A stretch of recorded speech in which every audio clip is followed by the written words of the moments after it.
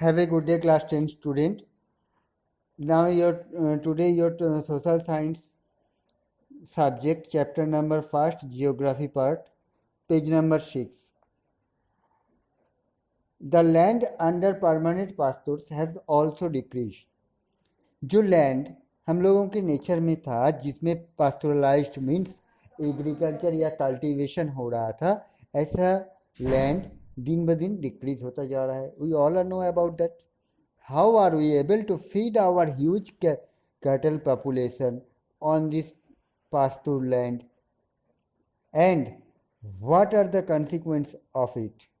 तो हम लोग ऐसे करके अगर लैंड पास्चुराइज लैंड डिक्रीज होता जाएगा तो हम लोग इतने आबादी को या हमारे देश का जो पॉपुलेशन है इसके भूख या इसका जो खाने का रहने का जो है इसको हम लोग कैसे मेंटेन करेंगे ना.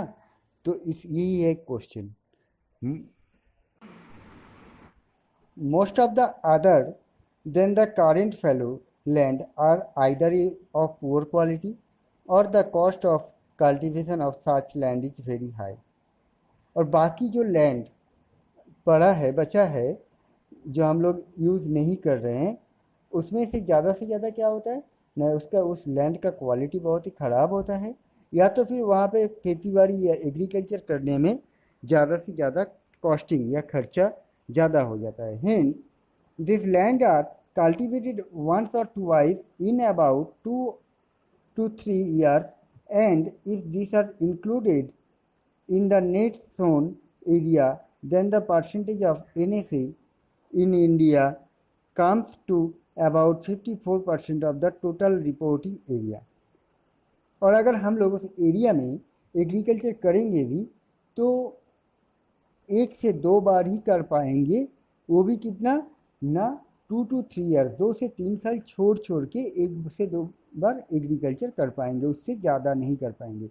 ऐसा एरिया NSA की फॉर्मेशन के अकॉर्डिंग या रिपोर्ट के अकॉर्डिंग जो है टोटल लैंड एरिया का 50% हमारे देश में है, sorry 54%. The pattern of net zone area varies greatly from one state to another. It is over 80% of the total area in Punjab and Haryana and less than 10% in Arunachal Pradesh, Mizoram, Manipur and Andaman Nicobar Island. तो ये जो pattern है ये ज़्यादा से ज़्यादा ये भी एरिया के ऊपर वैरी कर रहा है कि नॉन एग्रीकल्चर एरिया. अगर हम लोग एग्रीकल्चर एरिया देखेंगे, पंजाब में 80% एरिया में एग्रीकल्चर होता है तो वहाँ पर नहीं मिलेगा, जबकि अरुणाचल प्रदेश, मिजोरम, मणिपुर, अंडमान निकोबार आइलैंड ये सब जगह पे 10% ही हम लोग एग्रीकल्चर कर पाते हैं. Forest area in the country is far lower than the desired 33% of geological area. जब और जियोलॉजिकल एरिया में जितना लैंड हमारे कंट्री में है उसका 33% उसमें फॉरेस्ट एरिया में आ जाता है. As it was outline in the national forest policy in the year 1952 की जो नेशनल फॉरेस्ट पॉलिसी है उसके अकॉर्डिंग टोटल जो लैंड एरिया है उसका 33% फॉरेस्ट एरिया में जाता है. It was considered essential for maintenance of the ecological balance. इसको हमको मेंटेन करना है ये 33%, इसलिए कि इकोलॉजिकल मीन्स वातावरण का बैलेंस, एनवायरनमेंट का जो बैलेंस है उसको मेंटेन करने के लिए. The livelihoods of million of people who lives on the fringes of this forest depends upon it. इसके साथ साथ मिलियन ऑफ पीपल इस जंगल के ऊपर डिपेंड करते हुए ही अपना ज़िंदगी बिता रहे हैं. A part of the land is termed as waste land and land put to other non agriculture uses. कुछ हिस्सा ऐसा भी ज़मीन है जहाँ पे non agriculture area waste land के तौर पे पड़ा हुआ है. Waste land includes rocky area, arid and desert area and land put other non-agriculture use including settlement, road, railway, industry etc.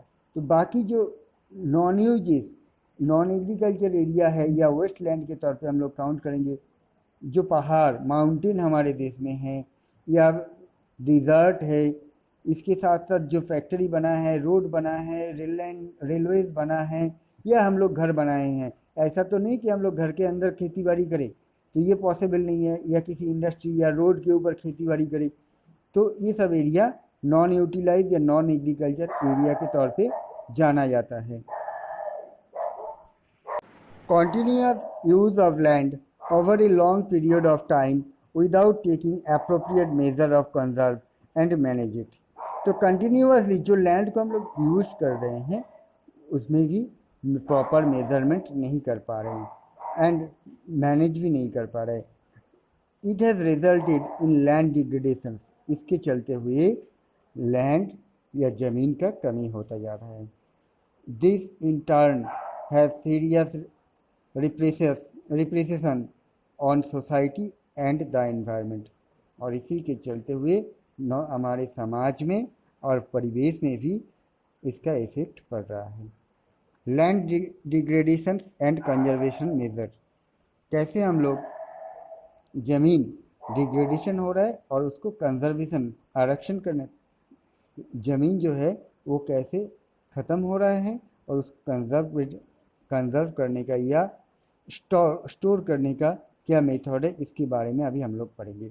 We have shared our land with the past generation and will have to do so with the future generation too. हम लोग हमारे past generation को land ज़मीन इसलिए share किए थे ताकि वो लोग फ्यूचर के लिए कुछ कर पाए।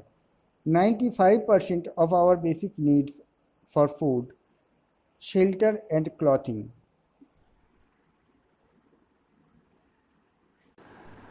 are obtained from land।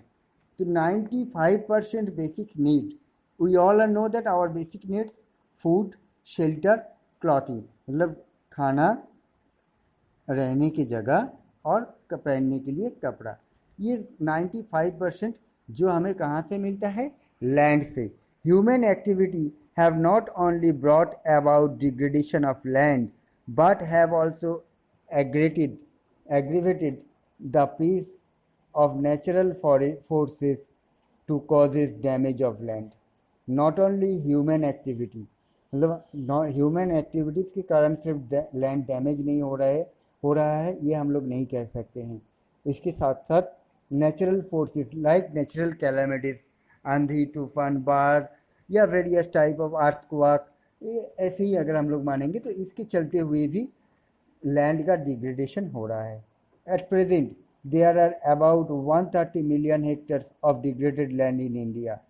तो हमारे देश में अभी नियर अबाउट 130 मिलियन हेक्टेयर ज़मीन जो है वो डिग्रेडेड हो चुका है। Approximately 28% of it belongs to the category of forest degraded area. अगर हम लोग नापेंगे या माप लेंगे तो 28% कैटेगरीज डिग्रेडेड हो गया है फॉरेस्ट एरिया में से। 56% of it is water eroded area and the rest is affected by saline and alkaline deposit. और 56% वेस्ट हुआ है किससे? वाटर से। बाढ़ आ गया, नदी में नदी लैंड एरिया के मिट्टी नदी लेके चला गया है, इस तरीके से डाइवर्स हो रहा है। Overgrazing, mining and quarrying too, इसके साथ साथ ओवरगेजिंग भी है, मिट्टी के बेफिजुल इस्तेमाल करना, माइनिंग करना, मतलब कोल माइन मिला या पेट्रोलियम माइन मिल गया तो हम लोग खुदाई करने लगे और उस जगह को भरपाई करने के लिए फिर मिट्टी का इस्तेमाल कर दिया गया। इसी के चलते हुए मिट्टी का डिग्रेडेशन हो रहा है। Mining sites are abandoned after excavation work is complete, leaving deep secrets and trees over the burden। Mining site में क्या होता है? माइनिंग हम लोग खनी में क्या होता है आप लोगों को नहीं पता है।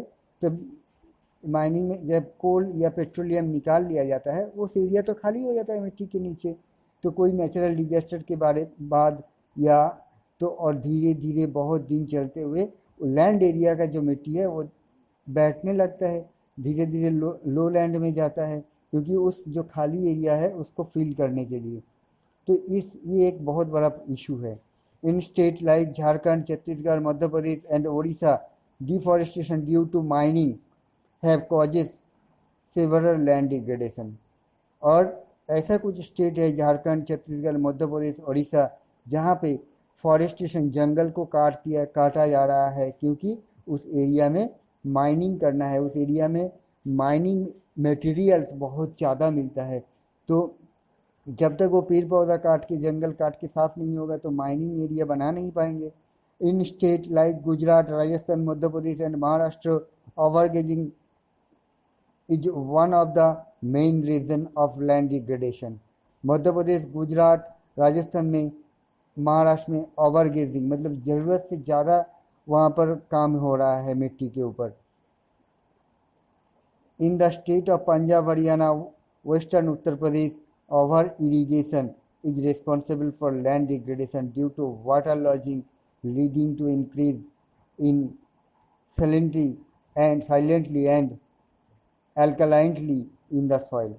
मध्य प्रदेश पंजाब, हरियाणा, उत्तर प्रदेश में कुछ पार्ट में क्या हो रहा है, जो अंडरग्राउंड वाटर है उसका इरिगेशन सिंचाई बहुत ज़्यादा कर ले रहे हैं। इसके चलते हुए मिट्टी में के नीचे वाटर का कमी हो रहा है, एक गैप क्रिएट हो रहा है, जो गैप को फिल करने के लिए मिट्टी का लेवल या सॉइल का लेवल जो है वो डाउन होता जा रहा है।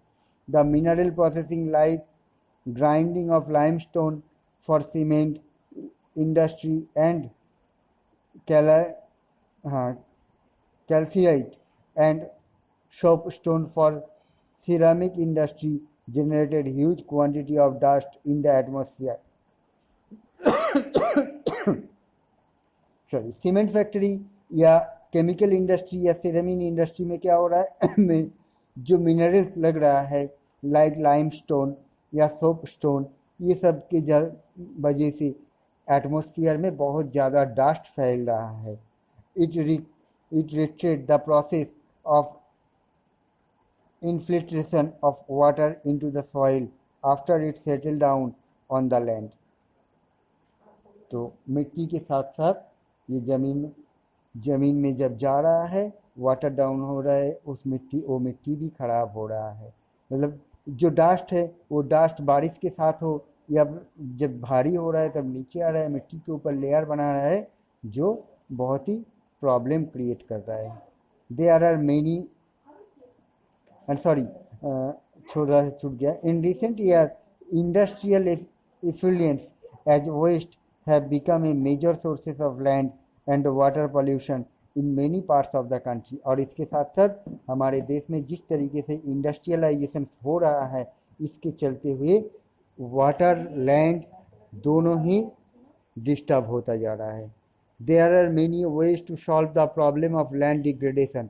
और इसके चलते हुए बहुत सारे प्रॉब्लम्स जो क्रिएट हुआ है, इसका सल्यूशन को भी अपनाया गया है डिग्रेडेशन के तौर पे। Afforestation and proper management of grazing can help some extent. Afforestation मतलब जंगल या पेड़ पौधा ज़्यादा से ज़्यादातर हम लोगों को लगाना है, और गेजिंग का प्रॉपर मैनेजमेंट के तौर पे यूज़ करना है, या सॉइल का। Planting of shelter beds of plant लगाना है शेल्टर के तौर पे। मीन्स जो प्लांट शेल्टर देता है, मीन्स बड़े बड़े पेड़ पौधे ऐसे लगाना ज़रूरी है। Control on overgrazing, stabilization of sand dunes by growing thorn bushes are some of the method to check land degradation। और जो लैंड खाली रहता है वहाँ पर अगर पेड़ पौधा भी ना सही, कुछ झोप झाड़ जंगल जैसा पेड़ पौधा भी लगाना ज़रूरी है, ताकि लैंड को डिग्रेडेशन ना हो। Proper management of waste land, control of mining activities, proper discharge and disposal of industrial effluents and wastewater after treatment can reduce land and water degradation in industrial and suburban area। इसके साथ साथ mining को भी control करना होगा, या अगर mining किया जा रहा है उसको प्रॉपर यूटिलाइज या उसका माइनिंग करने के बाद उस एरिया को फिल करने के लिए प्रॉपर साइंटिफिकली वे अपनाना पड़ेगा। या इंडस्ट्री में जो वेस्टेज डास्ट हो या वाटर हो जो भी निकल रहा है उसको प्यूरिफाई करना है, या तो फिर उसका प्रॉपर जगह पे उसको ले जाकर डालना है। तब जाके हम लोग not only land water degradation भी हम लोग कर सकते हैं।